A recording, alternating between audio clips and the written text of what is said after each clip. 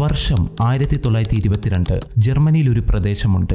ഈ പ്രദേശത്തെ നോക്കുകയാണെങ്കിൽ ചുറ്റും കാടുകൾ നിറഞ്ഞതാണ്. അതിന്റെ നടുവിലാണ് ഈ പ്രദേശം സ്ഥിതി ചെയ്യുന്നത്. നമ്മുടെ കാലത്തിന് 100 വർഷം മുമ്പായതുകൊണ്ട് തന്നെ വളരെ കുറച്ച് വീടുകൾ മാത്രമേ അവിടെ ഉണ്ടായിരുന്നുള്ളൂ. അതുകൊണ്ട് തന്നെ അവിടെ താമസിക്കുന്ന എല്ലാവർക്കും പരസ്പരം നല്ല രീതിയിൽ അറിയാമായിരുന്നു. അങ്ങനെ ഏപ്രിൽ 4-ാം തീയതി ലെറ്റർ നൽകാൻ വേണ്ടി ഒരു പോസ്റ്റ്മാൻ ആ പ്രദേശത്തേക്ക് വരികയാണ്. അങ്ങനെ അവിടെ എത്തിയ ആ പോസ്റ്റ്മാൻ ഹിൻഡർകൈഫെക് എന്ന ഒരു വീട്ടിലെ ലെറ്റർ ബോക്സിൽ ലെറ്റർ വെക്കാനായി ചെന്നു. എന്നാൽ ആ ലെറ്റർ ബോക്സിൽ നോക്കിയപ്പോൾ നേരത്തെ വെച്ചിട്ടുള്ള ഒരു ലെറ്റർ പോലും ആ വീട്ടിലുള്ളവർ എടുത്തിട്ടില്ലായിരുന്നു. എന്തുകൊണ്ടാണ് ഈ ലെറ്ററുകൾ ഈ വീട്ടിലുള്ള ആരും എടുക്കാതിരുന്നതെന്ന് അടുത്തുള്ള വീട്ടിലുള്ളവരോട് ആ പോസ്റ്റ്മാൻ ചോദിച്ചു. ആ വീട്ടിൽ 7 വയസ്സുള്ള ഒരു കുട്ടിയുണ്ട്. ആ കുട്ടി എന്നും രാവിലെ എന്നത്തെയും പോലെ സ്കൂളിലേക്ക് പോകുന്നതാണ്. എന്നാൽ അന്നത്തെ ദിവസം ആ കുട്ടി സ്കൂളിലേക്ക് പോയിട്ടില്ല. ഒന്നുകൂടി ചുരുക്കി പറയുകയാണെങ്കിൽ മാർച്ച് 31-ാം തീയതിക്ക് ശേഷം ആ വീട്ടിലുള്ള ആരെയും നാട്ടുകാർ പുറത്ത് കണ്ടിട്ടില്ല.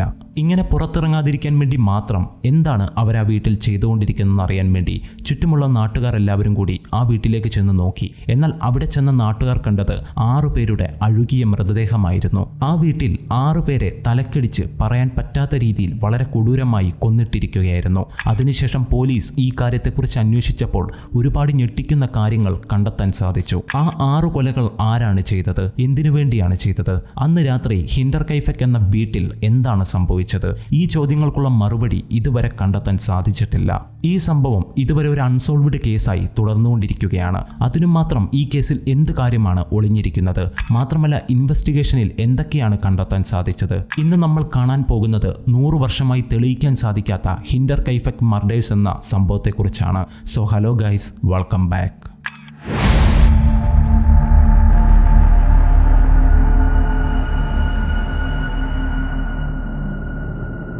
ഹിൻഡർകൈഫെക് എന്ന വീട്ടിൽ ഒരു കുടുംബമുണ്ട്. ആ കുടുംബത്തിൽ മൊത്തം 5 പേരുണ്ട്. ആൻഡ്രിയാസ് ഗ്രൂബർ, ഇദ്ദേഹത്തിന് 62 വയസ്സുണ്ട്. മാത്രമല്ല ഇദ്ദേഹം ഒരു കർഷകനും കൂടിയാണ്. ഇദ്ദേഹത്തിന് ഒരു ഭാര്യയുണ്ട്. ഭാര്യയുടെ പേര് കസീലിയ. ഇദ്ദേഹത്തിന് ഒരു മകളും കൂടിയുണ്ട്. മകളുടെ പേര് വിക്ടോറിയ ഗ്രാബിൽ. മകളുടെ ഭർത്താവ് 1-ാം ലോക മഹായുദ്ധം നടന്നപ്പോൾ ഒരു ബോംബ് സ്ഫോടനത്തിൽ മരണപ്പെട്ടു. മകൾക്ക് 2 കുട്ടികളുണ്ട്. ആദ്യത്തെ പെൺകുട്ടിയാണ്. മാത്രമല്ല ആ കുട്ടിക്ക് 7 വയസ്സുണ്ട്. രണ്ടാമത്തേത് ഒരു ആൺകുട്ടിയാണ്. ആ കുട്ടിക്ക് 2 വയസ്സ് മാത്രമേ പ്രായമുള്ളൂ. ഇവർ 6 പേരാണ് വളരെ കൊടൂരമായ രീതിയിൽ മരണപ്പെട്ട് കിടന്നത്. ഈ കൊലപാതകങ്ങൾ നടന്നത് മാർച്ച് 31-ാം തീയതിയാണ്. എന്നാൽ എല്ലാവരും അറിഞ്ഞത് ഏപ്രിൽ 4-ാം തീയതിയാണ്. ഈ കൊലപാതകങ്ങളെ സംബന്ധിച്ച് ചുറ്റുമുള്ള എല്ലാവരെയും പോലീസ് ചോദ്യം ചെയ്തു. അങ്ങനെ അന്വേഷണം നടത്തിയപ്പോൾ ഒരുപാട് ഞെട്ടിക്കുന്ന കാര്യങ്ങൾ കണ്ടെത്താൻ സാധിച്ചു.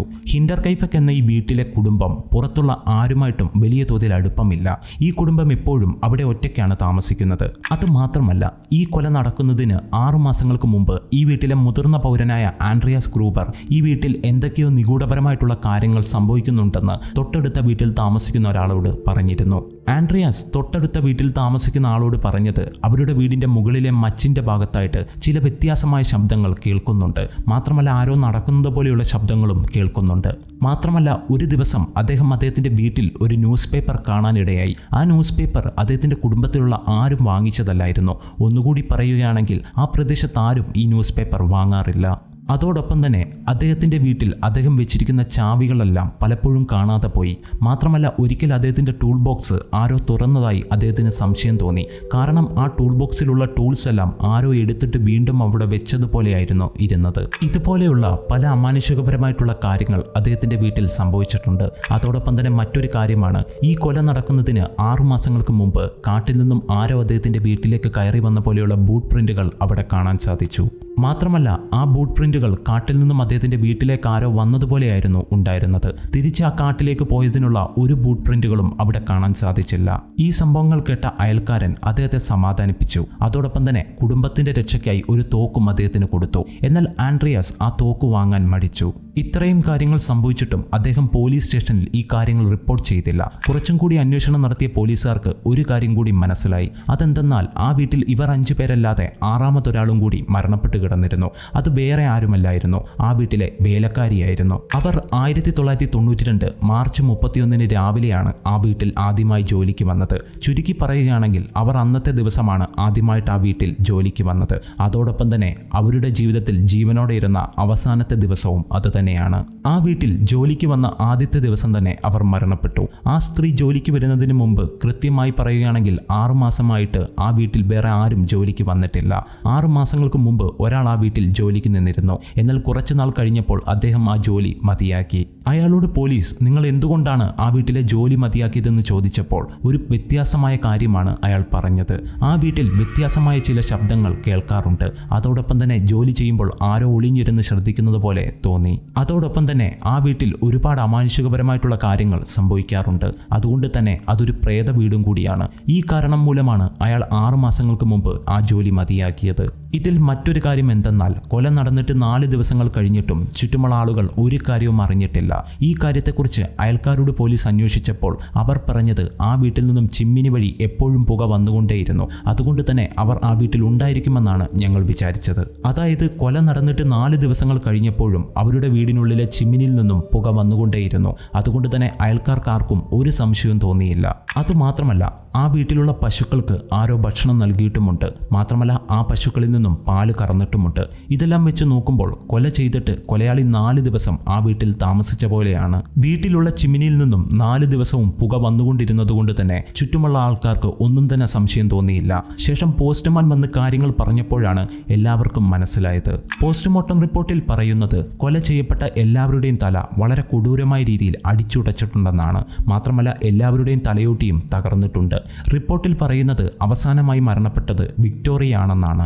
വിക്ടോറിയയുടെ തലയിൽ എന്തോ ആയുധം ഉപയോഗിച്ച് 4 സെന്റിമീറ്റർ ആഴത്തിൽ അടിച്ചിട്ടുണ്ട്. തീർച്ചയായും ഈ കൊല ചെയ്തത് ഒരാളായിരിക്കില്ല. ഒരുപക്ഷെ ഒരാൾ തന്നെയാണ് ഈ കൊല ചെയ്തതെങ്കിൽ അയാൾ സാധാരണമായിട്ടുള്ള ഒരാളായിരിക്കില്ല.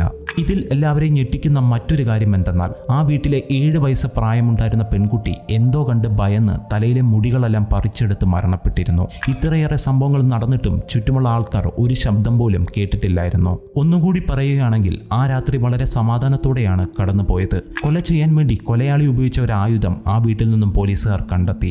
അതിന് പറയുന്നത് മടാക്ക്. ഇത് സാധാരണമായി എല്ലാവരും കല്ലുടയ്ക്കാൻ ഉപയോഗിക്കുന്ന ഒരു ആയുധമാണ്. കൊലയാളി ആ വീട്ടിൽ നിന്നും ഒന്നും തന്നെ എടുത്തുകൊണ്ട് പോയിട്ടില്ല. മാത്രമല്ല ആ വീട്ടിലുണ്ടായിരുന്ന പണവും ആഭരണങ്ങളും എല്ലാം അവിടെ തന്നെ ഉണ്ടായിരുന്നു. അതുകൊണ്ട് തന്നെ ആ കൊലയാളി ആ വീട്ടിൽ കൊള്ളയടിക്കാൻ വേണ്ടിയല്ല വന്നതെന്ന് മനസ്സിലായി. അങ്ങനെയാണെങ്കിൽ കൊല ചെയ്യാൻ വേണ്ടി മാത്രം ആ കൊലയാളിക്ക് എന്ത് കാരണമാണുള്ളത്?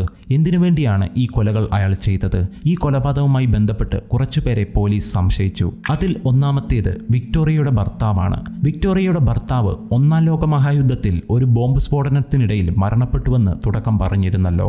എന്നാൽ ചില ആളുകൾ പറയുന്നത് അയാൾ മരണപ്പെട്ടിട്ടില്ല എന്നാണ്. മാത്രമല്ല അങ്ങനെ മരണപ്പെട്ട വ്യക്തിയുടെ ശരീരം ഇതുവരെ കണ്ടെത്താൻ സാധിച്ചിട്ടില്ല. അതുകൊണ്ട് തന്നെ അയാൾ ഇപ്പോഴും ജീവനോടെ ഉണ്ടായിരിക്കും. ആ സമയത്ത് വിക്ടോറിയയ്ക്ക് മറ്റൊരാളുമായി ബന്ധമുണ്ടായിരുന്നു. ആ ബന്ധം അറിഞ്ഞ വിക്ടോറിയയുടെ ആദ്യ ഭർത്താവ് അവരെ കൊന്നതാണെന്നാണ് പറയുന്നത്. അടുത്തത് ലോറൻസ് ആ വീടിന്റെ അടുത്തായിട്ട് താമസിക്കുന്ന ഒരാളാണ്. മാത്രമല്ല വിക്ടോറിയയും ലോറൻസും ചെറിയ ഇഷ്ടത്തിലായിരുന്നു. അതുകൊണ്ട് തന്നെ വിക്ടോറിയയുടെ അച്ഛൻ ഈ ബന്ധത്തെ എതിർത്തു. അതിനാൽ തന്നെ ലോറൻസ് ആ വീട്ടിൽ കയറി എല്ലാവരെയും കൊന്നുകളഞ്ഞതാണെന്നും പറയപ്പെടുന്നുണ്ട്. അതോടൊപ്പം തന്നെ ആ വീട്ടിലുണ്ടായിരുന്ന എല്ലാവരെയും മാറി മാറി അടിച്ചാണ് കൊലയാളി കൊന്നത്. എന്നാൽ ഈ കാര്യത്തിന് വേണ്ടത്ര തെളിവുകളൊന്നും തന്നെയില്ല.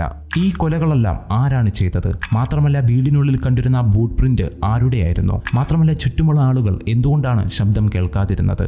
എന്നിങ്ങനെയുള്ള ഒരു കാര്യങ്ങൾക്കും ഇതുവരെ ഉത്തരം കണ്ടെത്താൻ സാധിച്ചിട്ടില്ല. അതിനുശേഷം 1 കൊല്ലം കഴിഞ്ഞപ്പോൾ ആ വീട് പൂർണ്ണമായും നശിച്ചു. ഇപ്പോൾ ആ വീട്ടിൽ ആരും തന്നെയില്ല. മാത്രമല്ല ആ വീടുണ്ടായിരുന്ന ഭാഗം വെറും തരിശുഭൂമിയായിട്ടാണ് ഇന്ന് നിലകൊള്ളുന്നത്. 1999 ഒരു വയസ്സായ വൃദ്ധ പോലീസുകാരോട് ഹിൻഡർകൈഫക് എന്ന വീട്ടിൽ നടന്ന മരണത്തെക്കുറിച്ച് എനിക്ക് ചില കാര്യങ്ങൾ അറിയാമെന്ന് പറഞ്ഞിരുന്നു. അതിനുശേഷം പോലീസുകാർ ആ കൊലയാളി ആരാണെന്ന് കണ്ടെത്തി. എന്നാൽ ആ വ്യക്തി ജീവനോടെ ഇല്ലാത്തതുകൊണ്ടും അവരുടെ കുടുംബത്തിലുള്ളവർക്ക് നാണക്കേട് ആവുന്നതുകൊണ്ടും അതാരാണെന്ന് പുറത്തു പറഞ്ഞിട്ടില്ല. 2007 പോലീസ് അക്കാഡമിയിലെ കുറച്ച് സ്റ്റുഡൻസ് മോഡേൺ ടെക്നോളജികൾ ഉപയോഗിച്ച് ആ കൊലയാളി ആരാണെന്ന് കണ്ടെത്തി. എന്നാൽ കൊലയാളി ജീവനോടെ ഇല്ലാത്തതുകൊണ്ടും അവരുടെ കുടുംബത്തിലുള്ളവർ ജീവനോടെ ഉള്ളതുകൊണ്ടും അത് ആരാണെന്ന് അവർ പുറത്തു പറഞ്ഞില്ല. അതുകൊണ്ട് തന്നെ ഇപ്പോൾ ഈ നിമിഷം വരെ ആ കൊലപാതകങ്ങൾ ആരാണ് ചെയ്തതെന്നുള്ള കാര്യം ആർക്കും അറിയില്ല. ഈ സംഭവത്തെക്കുറിച്ച് എന്താണ് നിങ്ങൾക്ക് തോന്നുന്നത്? തീർച്ചയായും നിങ്ങളുടെ അഭിപ്രായങ്ങൾ കമന്റ് ബോക്സിൽ മെൻഷൻ ചെയ്യുക.